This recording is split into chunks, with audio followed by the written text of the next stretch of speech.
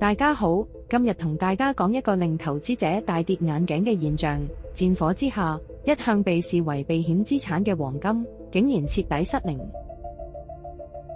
自今年2月底中東衝突爆發以來，金價不升反跌。紐約 COMEX 黃金3月單月大跌超過 13%， 創下2008年金融海嘯之後最差單月表現，最低跌至 4128.9 美元。背後最大推手就係央行突襲式拋售。過去4年一直狂買黃金嘅全球央行，今次突然變成大賣家。土耳其最誇張，短短3週就拋出126.4噸黃金，創近幾年最大規模減持。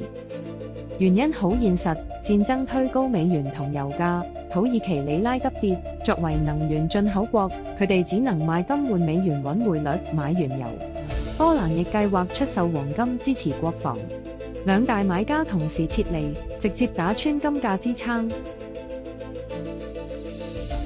華爾街炒底亦慘遭重創，不少機構同槓桿投資者虧損超過 17%， 被迫止損離場。一場衝突直接改寫咗黃金嘅避險邏輯。